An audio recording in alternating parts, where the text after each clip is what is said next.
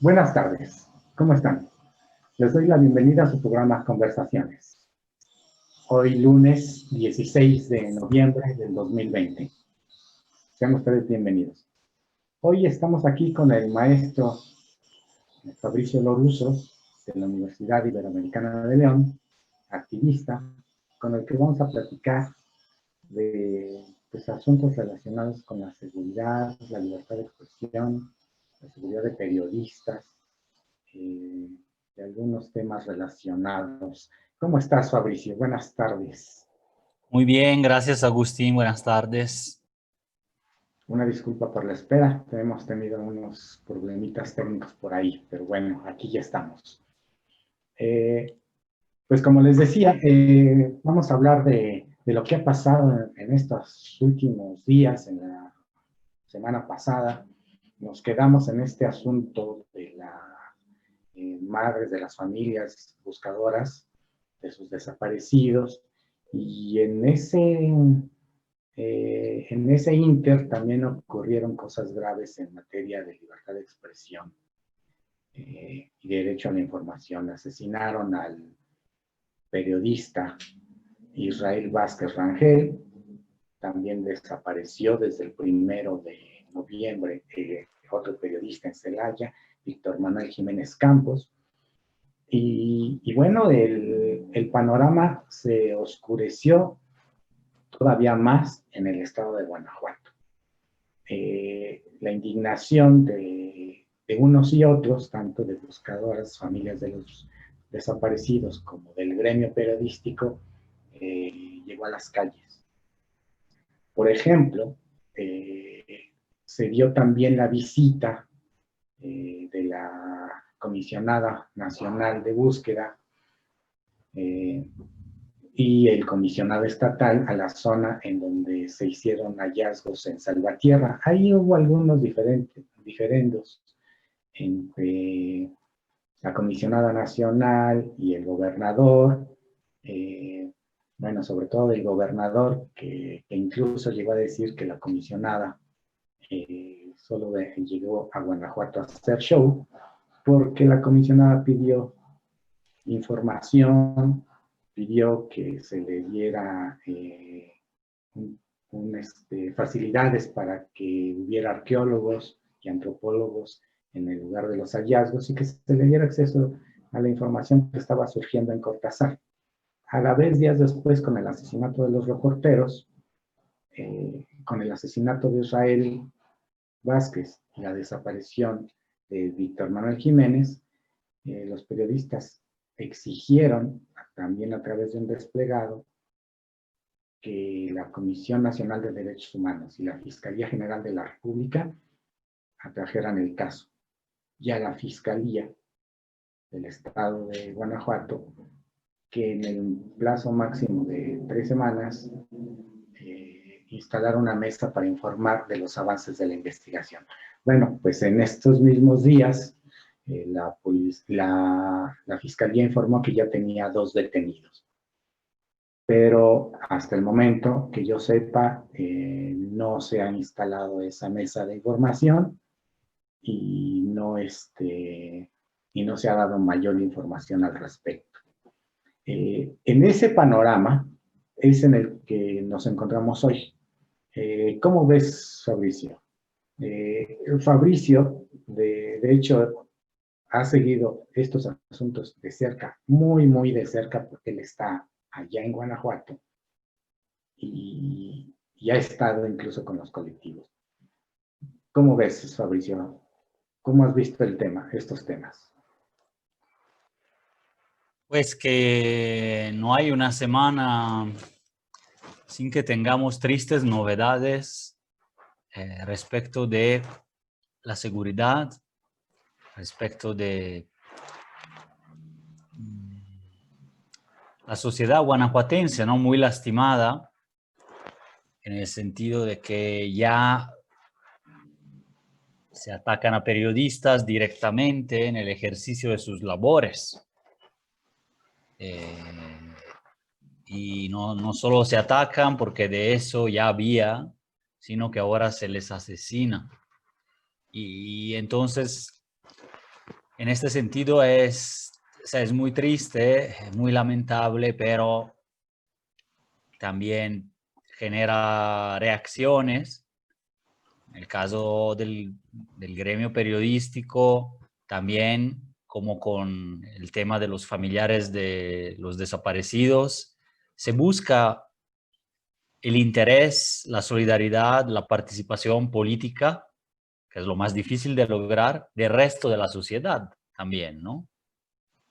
Y en ambos casos yo siento que hay cierto aislamiento todavía, mmm, con ciertas mejoras durante el año, sobre todo en el tema de la desaparición y de los colectivos, pero que todavía quedan dentro de cierto nicho, ¿no? Como que todavía lo que sucede, yo siento que no entra tanto en las casas, en la vida cotidiana de las personas, que entonces lo ven como algo todavía incluso eh, normalizado o controlable, ¿no? Una violencia que aumenta poco a poco, ¿no? Y no fríe, ¿cómo dice eso? Que no fríes, no vas a hervir la rana, no se va a dar cuenta poco a poco, ¿no? De que se está ahogando, de que se está quemando en una olla, sino que pero si la avientas como choque, pues va a brincar y va a saltar. Entonces ha habido varios choques, pero dentro de una linearidad muy trágica en la escalada de homicidios, en la escalada de los hallazgos de fosas, en la escalada de las desapariciones y acá digo, ojalá no, en la escalada de la violencia contra los periodistas, ¿no? Que es el tema. Pero eso pues se combate de muchas maneras, pero no solo, claro, la activación de la sociedad es una de las más importantes, romper la cadena de impunidad.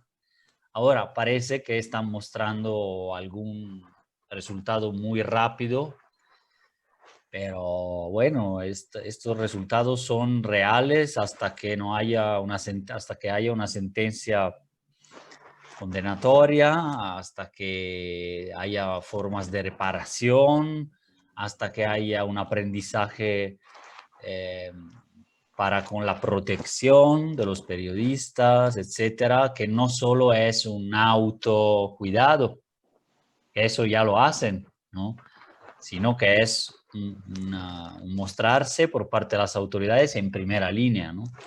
La atracción de un caso de este tipo por parte de autoridades federales, como sucede en muchos estados y como sucede también en casos de desaparición forzada, representa de alguna manera una pequeña garantía, un avance distinto. No quiere decir que se esclarezca, pero en general, cuando hay crímenes de ese tipo en el fuero local, en ciudades medianas o pequeñas, etcétera, eh, se tiende a desconfiar por lo menos de la autoridad local, la cual de hecho llegó, ¿no? Llegó la policía local bastante tiempo después de los hechos, del atentado contra de este periodista y Israel, pero no, digamos que justo estaba cubriendo el tema de un cuerpo dejado ahí por los perpetradores del crimen cuando fue alcanzado, ¿no? Entonces, eh, llegó el periodista antes que las autoridades, ¿no? Por ejemplo. Y bueno, entonces ojalá, digo, no quede en la impunidad, pero veo un patrón que, como decíamos la otra semana, se va repitiendo, se va reforzando y está muy bien que estemos y con el medio, con el salmantino y con los periodistas. Ya también ha salido, digo, a nivel nacional, etcétera, que se esté evidenciando para que pues eso también sea un elemento de disuasión, ¿no? Y un Sí, empuje contra la impunidad. sí, en las particularidades de todo lo que ha estado pasando, bueno, destacan mucho las posturas de los funcionarios, ¿no? La alcaldesa de Salamanca, que, bueno, termina por culpar al reportero por llegar antes, ¿sí? Por llegar tan temprano a cubrir una nota en una zona conflictiva, ¿sí? En el caso de las familiares de los desaparecidos, las declaraciones de Carla Quintana, la Comisionada Nacional de Búsqueda, son censuradas no solamente por el gobernador, que dijo que eran puro show, sino también por legisladores, ¿sí? En la Cámara de Diputados local. Claro, de tipo legisladores con un tono misógino, además, o Incluso, sea, en contra de además, las mujeres, ¿no? Como tal, y que la señora, y eso repetirle, es lo que le han dicho, ¿no? Básicamente cuestionándole. Es que hacen como que el apoyo barato al gobernador, ¿no? Es decir, ahí los porristas de la tribuna, hablando mal de la comisionada, que la verdad fue hasta bastante objetiva y completa en su reporte en esa rueda de prensa. Es decir, ¿por qué no le contestan con argumentos? Eso es lo que es bastante, ¿no?, llamativo, porque básicamente no los hay o no los conocen. Tampoco creo que haya un conocimiento tan profundo de la búsqueda en campo terrestre por parte de quienes estuvieron criticando la postura de Carla Quintana, por ejemplo, ¿no? No es mi tarea defender la autoridad federal porque sí, pero pues al conocer cómo se están dando las búsquedas y al escuchar lo que narran los actores que ahí están, incluyendo otras autoridades, ¿no? Y además, leyendo un comunicado de las familias, o sea, simplemente con eso me parece que hay bastantes factores para hablar de cómo mejorar, de qué áreas de oportunidad hay en las búsquedas a partir de los hitos que se dieron, ¿no? El Conejo Irapuato, Salvatierra, y ahora otro hito que debería de ser Cortázar. Hay un dato de esta semana que es interesante. La Fiscalía General del Estado, en un boletín que luego lo retomaron algunos medios, ha declarado que hay 3 fosas clandestinas en Guanajuato, que es la primera vez que oficialmente reconoce que hay 3 fosas. Bueno, no era un boletín, era una respuesta de la unidad de transparencia. Entonces, es como ya un mensaje oficial de que sí hay fosas clandestinas.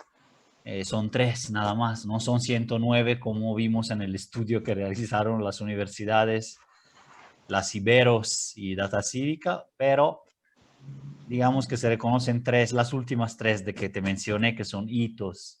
Son hitos porque marcan un tipo de búsqueda distinto, porque marcan participación de familias, marcan participación de Comisión Estatal de Búsqueda, pero masivamente, es decir, con la Protección Federal y con la Comisión Nacional. ¿Será que también por eso ahora sí se encuentran fosas clandestinas, ¿no? Que es otra de las frases que fueron polémicas de Carla Quintana, pero del mes pasado, ¿no? Pues antes no se buscaba, ahora sí se busca, entonces sale más. Digamos que en parte es verdad, en parte no es que no se buscara, nada más que búsqueda e investigación de todo esto solo era responsabilidad de la fiscalía, entonces había opacidad. En un lugar donde pudieron haber 10 cuerpos, de repente a lo mejor al oscurito, trabajando en la noche o trabajando rápidamente porque sí o sin ningún control social, pues a lo mejor el resultado es distinto, ¿no? No se sacan de la manera más correcta o no todos, ¿no? Entonces, bueno, creo que es un aprendizaje importante.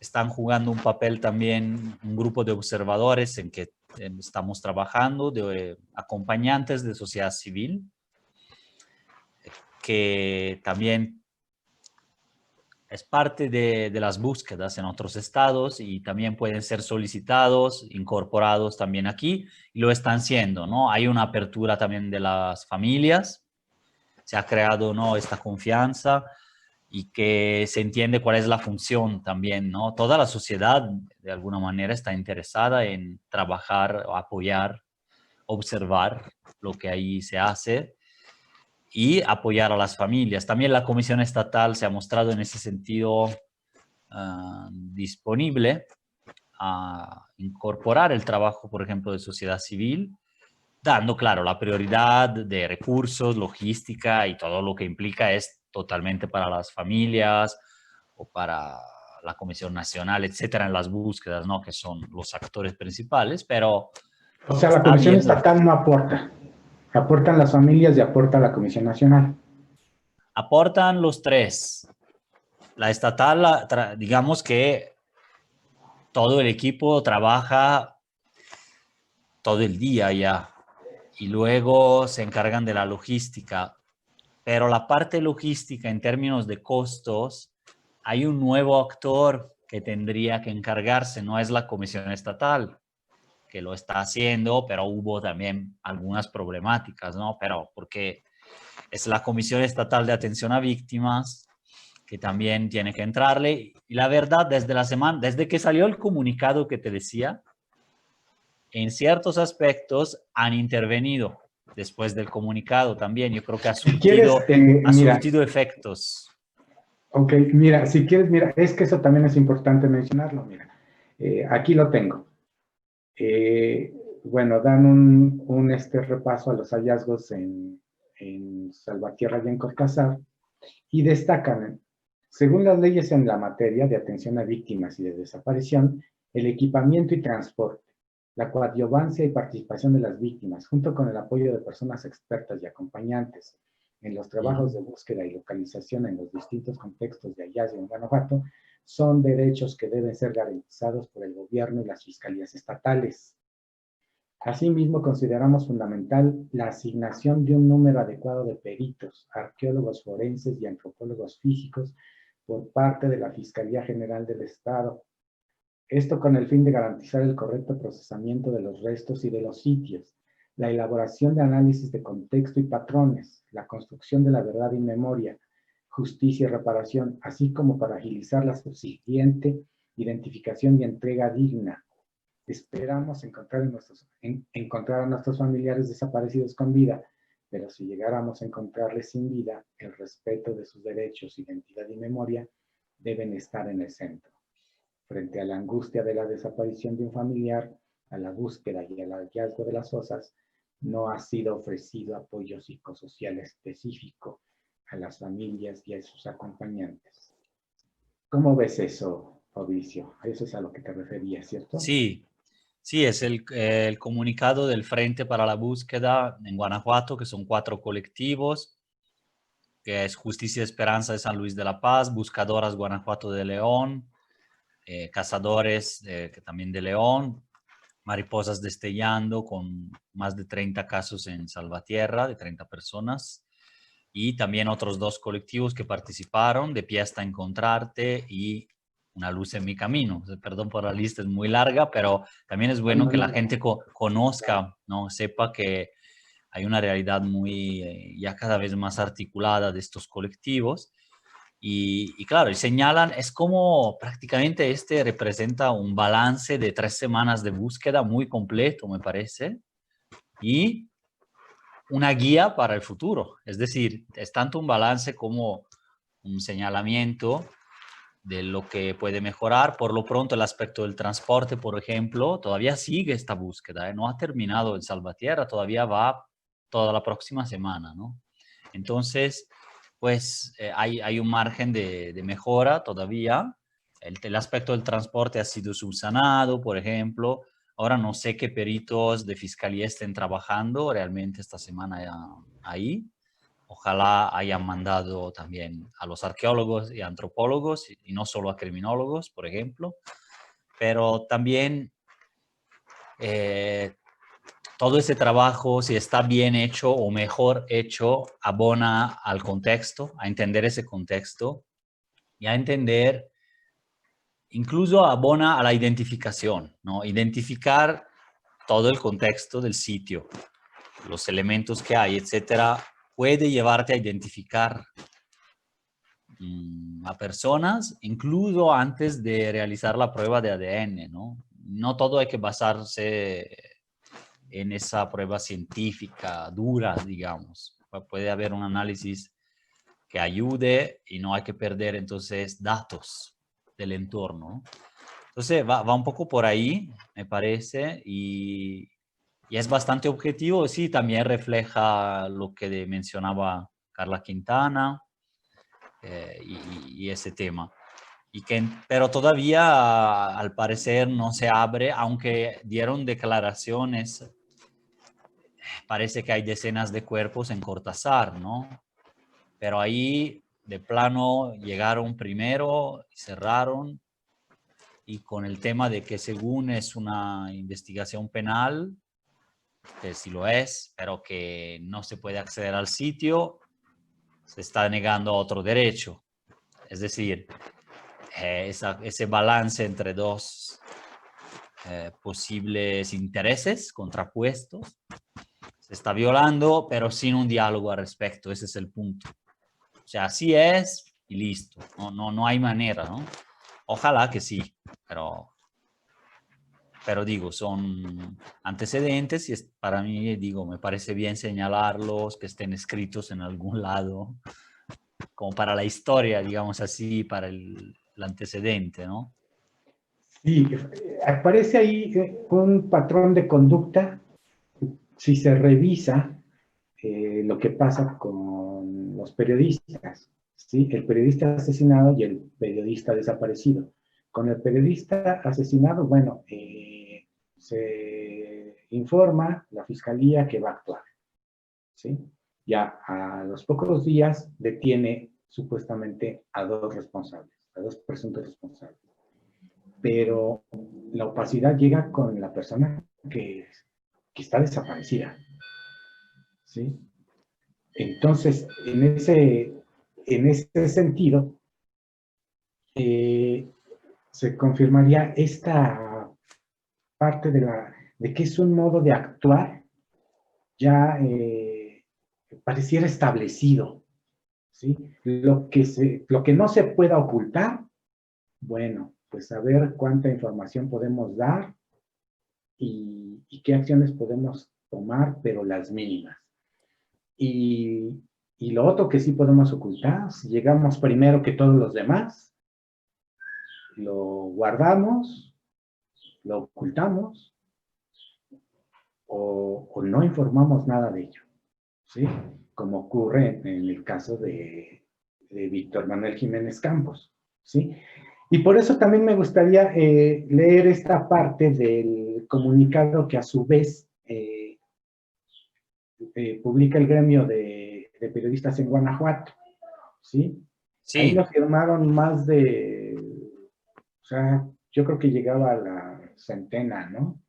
De periodistas, ¿sí? Y ahí decía, el colectivo por la libertad de expresión en Guanajuato y decenas de periodistas que exigieron justicia, decían, el 9 de noviembre nuestro compañero Israel Vázquez recibió varios impactos de bala cuando cubría un reporte sobre restos humanos abandonados en la vía pública en Salamanca. Horas después falleció en un hospital, convirtiéndose en el periodista asesinado 136 en el país. Israel fue asesinado al realizar su labor periodística. Según los informes de la Organización Internacional Artículo 19, durante 2018 y 2019 se documentaron 43 agresiones a periodistas en la entidad, o sea, en Guanajuato solamente. La de Israel Vázquez es la primera en la que un periodista pierde la vida. Más adelante dice, el gremio guanajuatense está de luto, pero también está indignado y siente rabia por este crimen perpetrado a plena luz del día y ante la omisión institucional. Por eso el día de hoy salimos a las calles a exigir justicia y garantías para realizar nuestro trabajo sin miedo. Reconocemos que en la entidad, y hago énfasis en eso, reconocemos que en la entidad existen zonas silenciadas y autocensura. Nos solidarizamos con el salmantino que desde su surgimiento ha enfrentado el bloqueo informativo y el acoso de los gobiernos municipales. incluyendo el actual. Más adelante dice, exigimos a la Fiscalía General de la República que traiga el caso y a la Comisión Nacional de Derechos Humanos que inicie una queja oficiosa. En tanto, a la Fiscalía General del Estado, que está al frente de la investigación, se pide establecer una mesa para que periódicamente, en un lapso no mayor a 3 semanas, informe a representantes del gremio periodístico de los avances de la investigación por el homicidio de Israel Vázquez. ¿Sí? Y solicitaron una reunión con el gobernador. ¿Sí?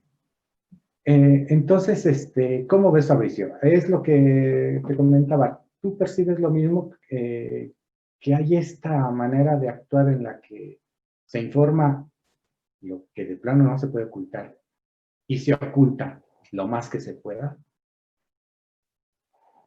Pues en diferentes ámbitos sensibles, cuando menos los que conocemos o de que estamos platicando aquí, sí. Sí, escucha, ¿no? Cómo suena tan fuerte en el comunicado que hay zonas silenciadas. Cuando se habla de esto, nos recuerda, claro, escenarios de guerra de otros estados, pero también ya de aquí, totalmente. Pero también nos recuerda, ¿cómo decir? Que a veces ni siquiera la autoridad necesita ocultar porque justamente es matando a periodistas por parte de estos actores criminales o de colusiones que puede haber a nivel local con autoridades, o bien acosando a los medios de diferentes maneras económicas o con las agresiones mencionadas justamente por artículo 19, etcétera. O sea, ya con eso tú estás silenciando y ocultando la realidad. Casi que ni siquiera necesitas luego tanta opacidad oficial, porque ya de plano ya no hay quien lo cuente o no hay quien lo cuente con toda la libertad, y entonces pues se limitan a, no van a negar fenómenos, pero publican partes, información escueta, sin investigación, etcétera, y entonces eso va consolidando el discurso oficial o el discurso de poderes fácticos. Poderes fácticos me refiero a poderes que cuando la prensa está autocensurada, en dificultad, acosada, asesinada, etcétera, mucho más pueden prevalecer con su discurso. Empresariales, de extracción de recursos, o sea, intereses poderosos, de crimen organizado, pero también de autoridades. O sea, esos son los poderes legales, estatales y fácticos, ¿no? Cuando toda una serie de poderes logran prevalecer, pueden hacerlo o porque crean consenso, diría Gramsci, hegemonía, porque crean un sistema que jala, que crea un consenso, pero ahora estamos en la fase de bajada de la hegemonía panista y de la hegemonía de ciertos poderes fácticos en Guanajuato. Entonces, en la fase de baja, de descenso, de ese consenso también y de esa legitimidad, pues entonces entran otros factores, a veces la mano dura, la coerción, también diría Gramsci, o sea, ya la dominación sin ese consenso, sin esa hegemonía cultural. Y silenciar a los medios, ahora, ¿quién lo haya hecho? No lo sabemos, pero no estoy diciendo que lo hace directamente un gobierno, necesariamente, aunque a veces sí. ¿No? Veracruz, la frontera norte, o sea, también hay casos de ese tipo. Pero el efecto final, sea quien sea el perpetrador, es también de aniquilación de eso, de la democracia, de las libertades, de lo que podemos saber o no. Y entonces parecen como unos manotazos que se dan a posibles fuentes de verdad, incluso de oposición o de, pues, relatar algo que a ciertos poderes fácticos no interesa o no quiere que se haga. Entonces ya a priori ya está, si existe la autocensura, básicamente como que de alguna manera ya la hiciste. Como poder, de cualquier tipo, ya lograste tu acometido, ¿no? Pensemos también en un poder empresarial que necesita explotar un territorio, una minera, o los que quieren construir el City Center en León, y entonces perjudicar un lago, un humedal, etcétera, etcétera. Si hay una prensa activa, totalmente del lado de la ciudadanía, etcétera, funciona de alguna manera. Y si no, si la prensa está silenciada, pues ya ni necesitas luego hacer algo más, ¿no? Simplemente se muere el asunto. Entonces, bueno, no sé si di muchas vueltas, pero más o menos era, creo que Sí, va por ahí, lo interpreto así. creo que es sí, muy, muy claro lo que dices. Y me llama a mí la atención esta parte de la respuesta de las familias de los desaparecidos, eh, que dicen, no vamos a dejar de buscar. Exigimos que haya profesionales forenses para la búsqueda y la identificación de los cuerpos, para la identificación de los cuerpos. Y dicen, no vamos a dejar de buscar, ¿sí? Y por el otro lado, o sea, ese mensaje que dan las familias es un mensaje muy decidido, muy contundente, que lo hemos visto en otros sitios y que vemos que ya se repite ahí en Guanajuato, ¿sí? Ahora, ese mensaje de los periodistas cuando hablan de las zonas silenciadas y de la autocensura, no es que no lo sepamos, ¿sí? No es que no sepamos lo que tú dices, que no se investiga. No, todo el mundo lo sabemos, ¿sí? Todo el mundo sabemos que esa práctica es práctica común, que quien da aviso a los periodistas, quien informa a los periodistas, a los reporteros, es la propia autoridad, la propia policía, y la propia policía es la que te dice, hay un evento de este tipo en tal lugar. Y el periodista lo que hace es ir a cubrir ese evento, ¿sí? Voy a contar una anécdota rápida, Fabricio. Hace tiempo, un compañero recibió una llamada, igual, que había un cadáver en un cierto lugar. Fue y de entrada le pareció sospechoso porque no encontró a ninguna policía, ¿sí? No había nadie. Eso le encendió, lo que me contó es que le encendió los ojos de alerta. Pues a simple vista no se veía nada. Dio la media vuelta en el auto. Cuando dio la media vuelta para irse, le vuelven a llamar, le dicen, hey, ¿a dónde vas? El cadáver está aquí. Tuvo que regresar, tomar datos, tomar unas fotos, y no se publicó nada. Pero eso no, te lo cuento, y eso no ocurrió hace un mes. Eso viene ocurriendo desde hace años. O sea, nosotros los periodistas sí sabemos qué está pasando, pero empieza a llegar el momento en el que ya no se pueden ocultar esas cosas, ¿sí?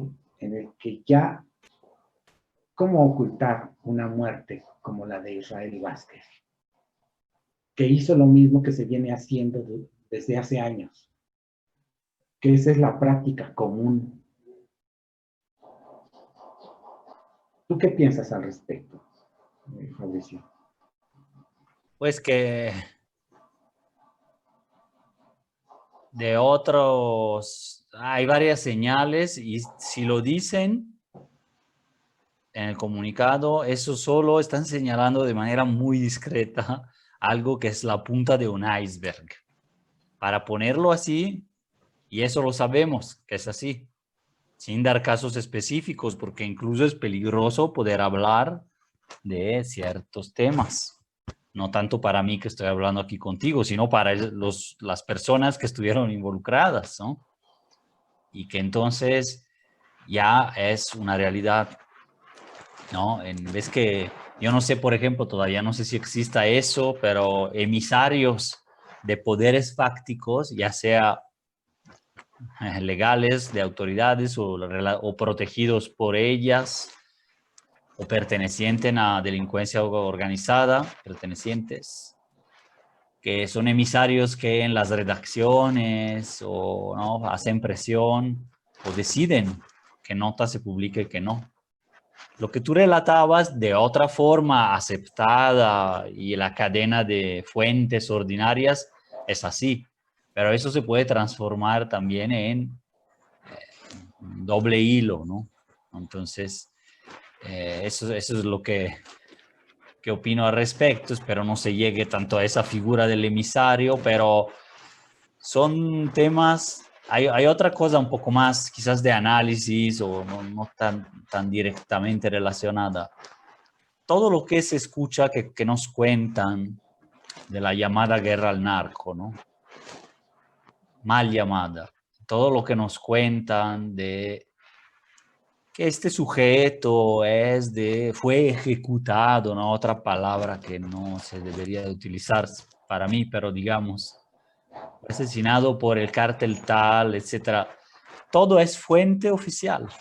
Tú no vas a saber quién era, no vas a casi a poder saber, ni siquiera entrevistando a su familia, porque a veces ni lo sabe por qué pasó el asesinato, la desaparición. Y la fuente entonces esta narrativa es una narrativa que proviene de las mismas instituciones. Entonces también deberíamos desconfiar de ella en lugar de adoptarla como útil, taquillera, no sé, o como simplemente culturalmente ya instalada, porque ya lo está. Se llama narrativa hegemónica, porque también quien la debería de cuestionar o quien de todos modos podría decir no es así o no es del todo así, la acepta.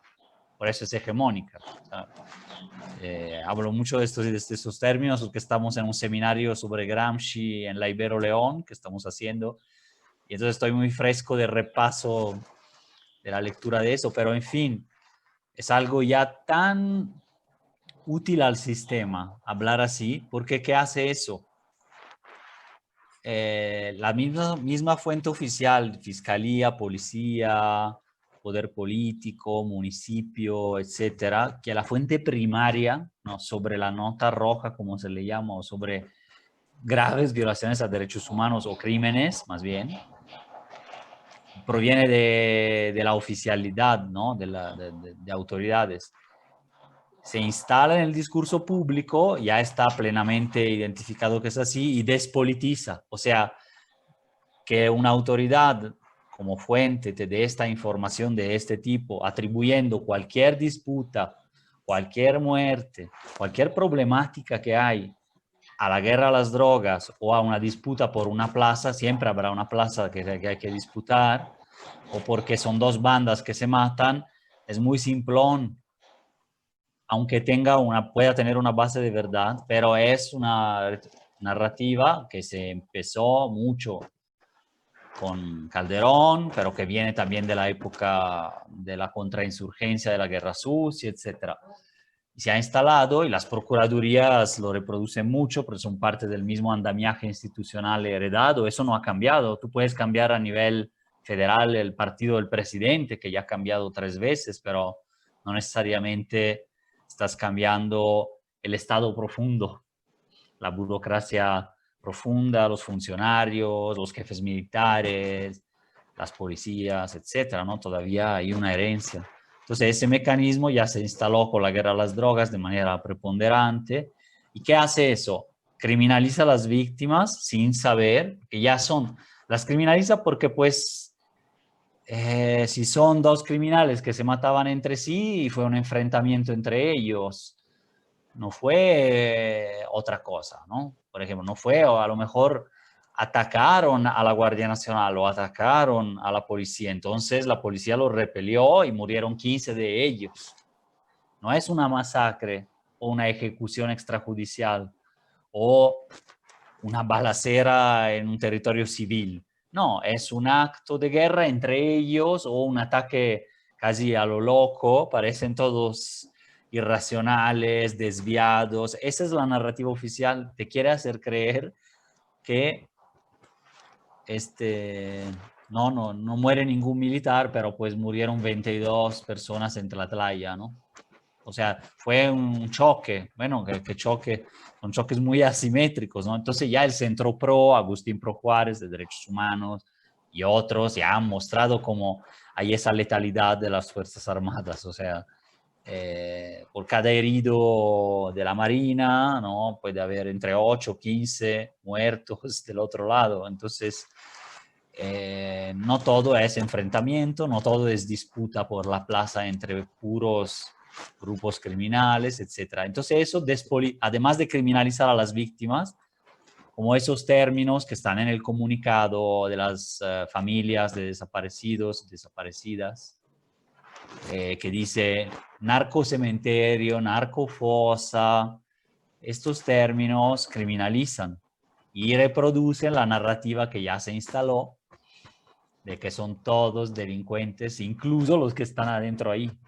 O sea, no solo quien lo hizo, sino también quien fue depositado, dejado, enterrado, ¿no? Sin ninguna... Entonces ya se instala esa narrativa, luego salen filtradas en medios fotos impresionantes con el morbo y ya se acabó. Salvatierra no es un crimen de lesa humanidad, por ejemplo. No es una fosa común de guerra como las de ex Yugoslavia, como es. No, es un narcocementerio, o sea, hay una disputa de este lenguaje. Lo que se trata de hacer desde la academia ya en los últimos años también, una parte por lo menos, es tratar de analizar el discurso y poderlo explicar para ya no banalizar el mal. Si ya no hemos aprendido nada de los campos de concentración, de banalizar el mal de Hannah Arendt, ¿no? Que hay una cadena productiva de responsabilidades que llevan a la violencia. Cada uno se desresponsabiliza, se saca de, no, pues yo hago esto, yo hago este pedacito, etcétera, pero de toda la cadena que sabemos, de este circuito de la desaparición, de todo esto, ¿no? ¿Y cuántas autoridades entran en esta cadena? Aunque solo por no ver o por entrarle directamente. Bueno, si le llamo narcocementerio, ya me lavé las manos. Un narcocementerio es de ellos, ¿no? Ni siquiera yo tengo que cuidar ese lugar. ¿Cómo? Está al lado de las casas. ¿Cómo no voy a cuidar ese lugar? Entonces, ¿qué autoridad es? Hay electricidad cerca ahí. Hay una planta productiva, hay una fábrica, hay casas. Digo, entonces lo estás, además de criminalizar a las víctimas y banalizar el mal, despolitizas el asunto, el tema. Y Sí, esto se ha fíjate hecho. que sería muy importante, y bueno, eso yo me comprometo para la próxima vez que platiquemos, Fabricio, de publicar aquí esa bibliografía, porque Hannah Arendt, Gramsci, yo te decía en la primera ocasión que platicamos de Gaetano Mosca, de cómo describe la mafia, lo que es la mafia, ¿sí? Yo creo que esos libros a la gente que le puede esclarecer muchas cosas. Y autores más recientes, como también los que mencionabas la vez pasada, ¿sí? Mary Perry, ¿no? Sobre todo, y Sí, otros más, ¿no? Osvaldo Zavala también con Los cárteles no existen, es el que más ha estudiado esta narrativa junto con Fernando Escalante, que escribió este libro, ¿no? No me acuerdo todo el título, del crimen como representación o como ficción. Pues ya hace casi 10 años, pero todavía se sigue con lo mismo, casi, ¿no? Casi lo mismo. Bueno, esto porque me parece que es importante que explicar cómo se da el discurso, ¿sí? Estas palabras de ejecución, estas palabras que están en disputa de una plaza, ¿sí? Ese tipo de historias que se van contando desde lo oficial y que van fluyendo hacia los medios de comunicación y de ahí a la literatura, de ahí a las películas, de ahí a la música, parece no ser una casualidad. No tiene, es más, no tiene nada de casual. Y si nosotros revisáramos el mapa del tiempo en el que el crimen organizado supuestamente se ha apoderado del país, ¿sí? Nosotros también veríamos ahí, creo yo, una radiografía de decisiones gubernamentales, de decisiones de Estado. Por ejemplo, empieza, para citar una fecha concreta, el 1 de diciembre del 2006, cuando inicia el mandato de Felipe Calderón, la primera declaración que hace Felipe Calderón es: vamos a emprender una guerra contra el crimen organizado, y lo dice muy claro en el Auditorio Nacional, y va a haber muertos. Lamentablemente va a haber muertos. Y semanas después inicia Operativo Michoacán.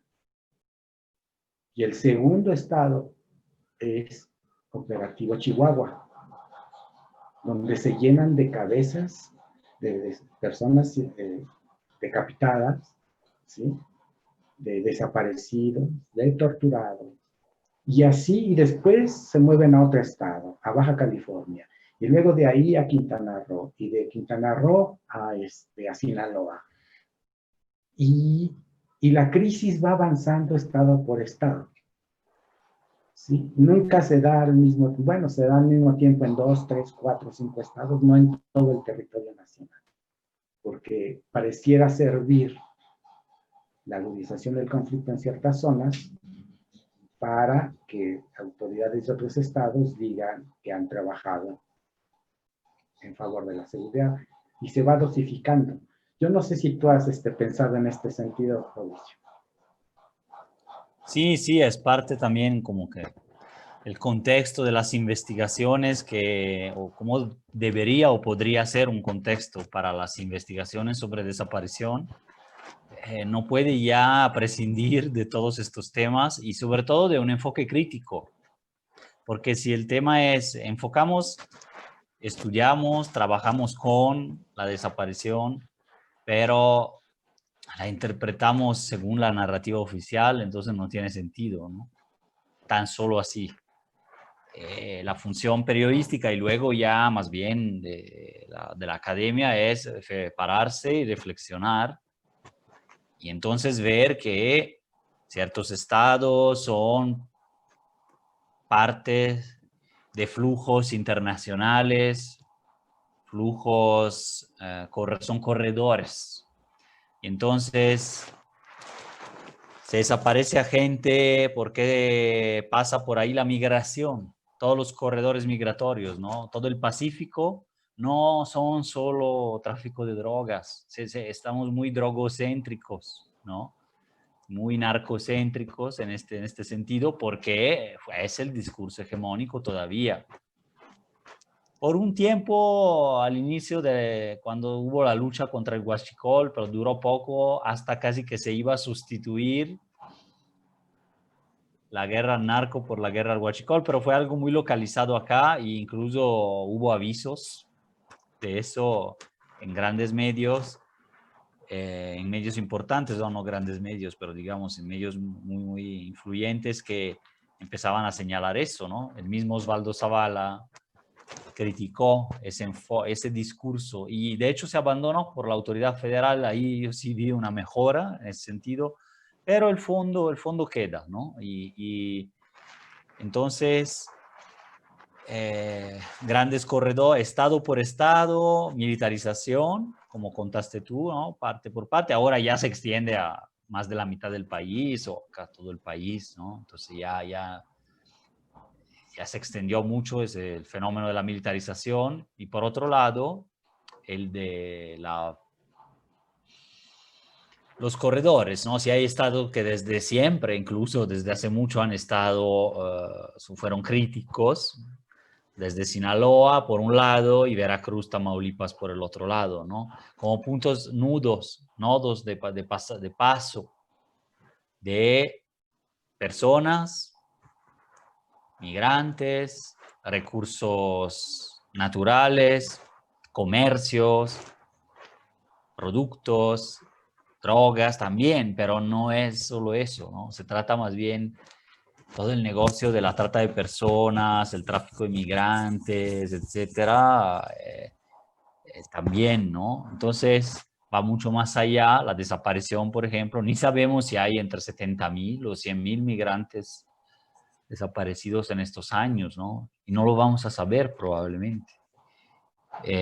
Centroamericanos o en su mayoría, pero también mexicanos. Un colectivo de Guanajuato, Justicia y Esperanza, justo nace, es uno de los primeros, hace 9 años y medio, a raíz de la desaparición de 22 migrantes y el guía, la persona que los llevaba, que fue el único que fue encontrado, ¿no? Muerto, pero digamos. Entonces, por así decirlo, digo, estoy totalmente de acuerdo contigo, y son planes de una narrativa, planes de militarización y acción política funcionales a un proyecto socioeconómico que sería muy genérico nombrarlo neoliberal. Va mucho más allá. Tiene extractivismo por empresas nacionales enormes de los grandes capitalistas nacionales, capital transnacional para explotar el gas, todas las rondas de la reforma energética, el petróleo, etc. Entonces, está todo eso, mitad del territorio nacional ya concesionado o en fase de explotación por mineras nacionales, canadienses y estadounidenses en su mayoría. Promover un modelo de vida distinto,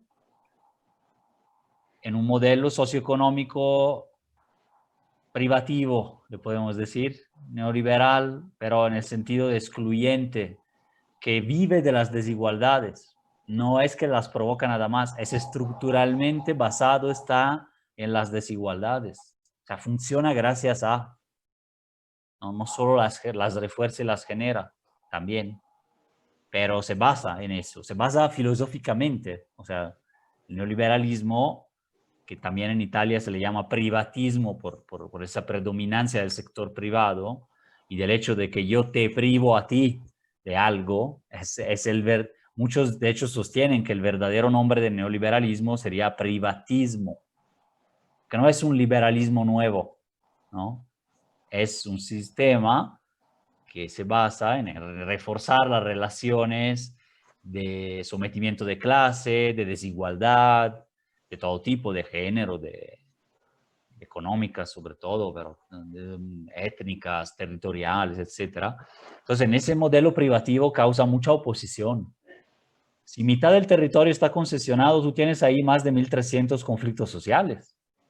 ¿Cómo controlo 1.300 conflictos sociales y todos los que van brotando de todo tipo, no solo de las víctimas, que ya es más nuevo, que tiene 10 años a lo mejor, o bueno, algunos tienen más, pero digamos como movimiento concebido de esta manera, sino todos los demás que para cierta mentalidad pertenecen al pasado, no son empresarios de sí mismos, no tienen coaching, no hacen eso, ¿no? Se dedican a defender derechos, fíjate, ¿no? Entonces, ¿cómo reprimo todo eso? Bueno, con el miedo, con el terrorismo, el terror social, con la narrativa de la guerra al narco, le funciona muy bien. Entonces hay que ver detrás de cada desaparición, como del fenómeno en su conjunto, hay que ver qué tipos de intereses podrían tener interés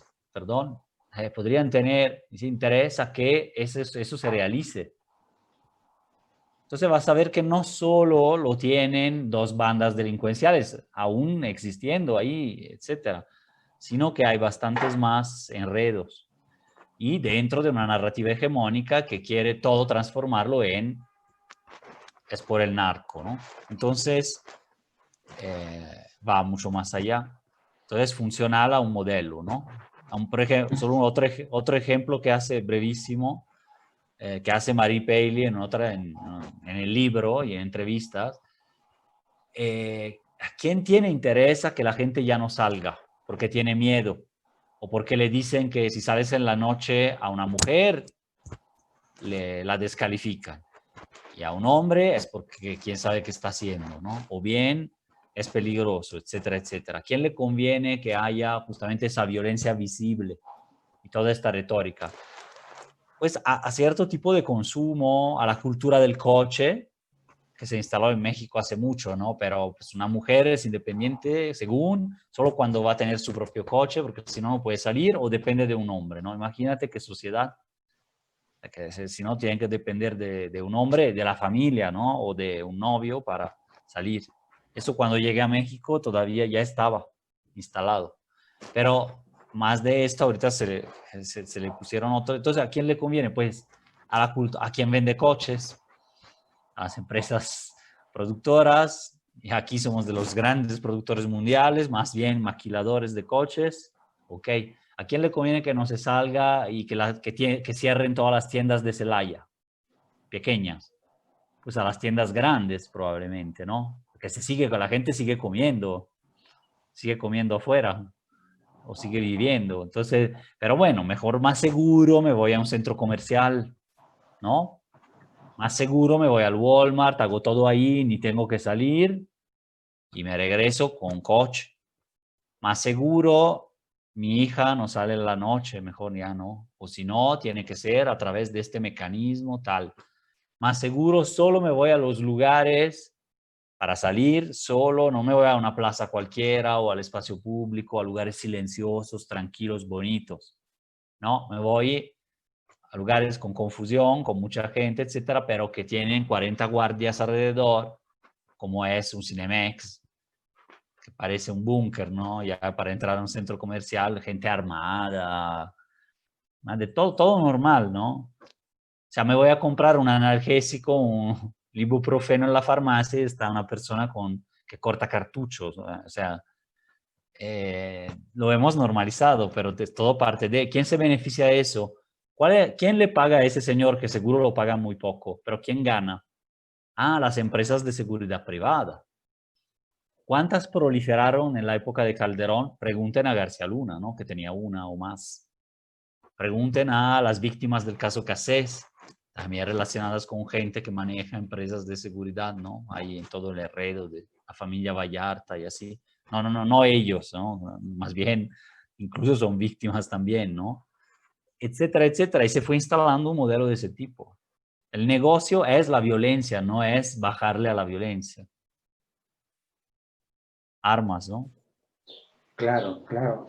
Yo creo que eso debemos de revisarlo. Y hay una cosa que en lo particular a mí me interesa. Bueno, dos cosas. Una, el papel que estamos jugando los periodistas, que, que como lo decíamos hace rato, tímidamente decimos, hay zonas silenciadas y hay autocensura. O sea, ¿qué nos está pasando? ¿No?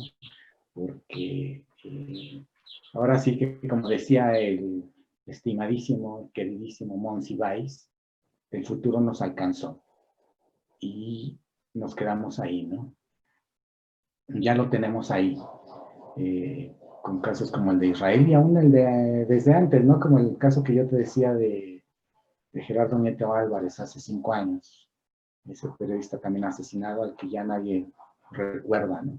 Pero más grave aún el caso de Víctor Manuel Jiménez, del que casi no se habla, hoy es 16, la última vez que yo leí una nota sobre él fue el día 10, ¿no?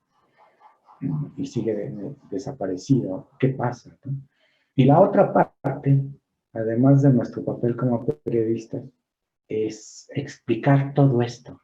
Entonces yo te invito, Fabricio, te sigo invitando. A mí me gusta mucho platicar contigo. También.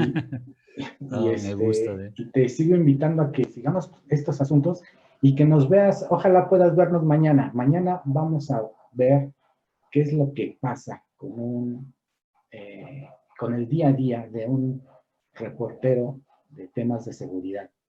Cómo está viviendo la cotidianidad en Guanajuato después de esto, incluso antes de esto que ha pasado los últimos días.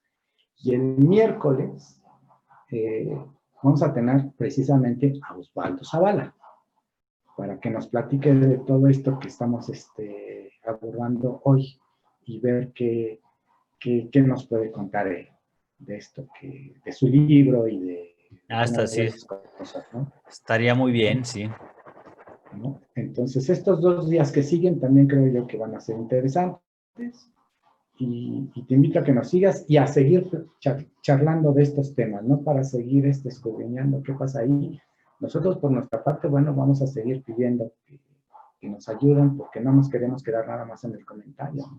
Queremos llegar más lejos, abordar más temas, llegar más a fondo, reportear más, ¿no? Estar más cerca de las familias, de los desaparecidos, estar más cerca de lo que está pasando en la calle, ¿no? Entonces, pues no sé, ¿algo más que quieras agregar, Fabricio?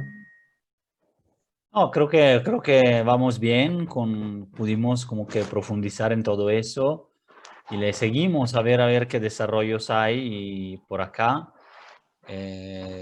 para seguir platicando y más bien agradecerte y al auditorio y estamos al pendiente, ¿no? No, gracias a ti, Fabricio, y la paciencia también, eso no es, ya ves que nos tropezamos un poquito, pero bueno, aquí estamos y vamos a seguir. Un abrazo, hasta Un luego. abrazo, gracias. Cuídate mucho. Bueno, pues él fue Fabricio Loruso, académico de la Universidad Iberoamericana de León y activista de derechos humanos. Bueno, como le decía Fabricio, mañana vamos a tener a un periodista de Irapuato que cubre notas de seguridad todos los días. Y vamos a preguntarle qué es lo que está viviendo, cómo es su vida cotidiana en este oficio del periodismo de seguridad. Y también el miércoles vamos a tener a Osvaldo Zavala, que escribió un libro muy importante que desde hace años, no poquitos años, pero que está marcando parte de la agenda en cierto sector de la prensa y en ciertos círculos, ¿sí? Él escribió el libro Los cárteles no existen. Bueno, sin más, pues también les pido que ojalá nos den más likes, nos compartan, que nos ayuden a que lleguemos a cada vez más gente, que lleguemos lejos, ayúdenos si creen que estos programas son interesantes, les parece importante lo que estamos platicando aquí, pues si gustan contribuir con nosotros, de favor háganlo, se los vamos a agradecer muchísimo. Somos un medio independiente, totalmente independiente, que no recurrimos a nadie más que a la voluntad de ustedes, si consideran que este periodismo independiente es importante. Sin más, me despido, les deseo muy buena tarde, que sean muy felices, nos vemos mañana a las 4 de la tarde en su programa Conversaciones. Hasta pronto.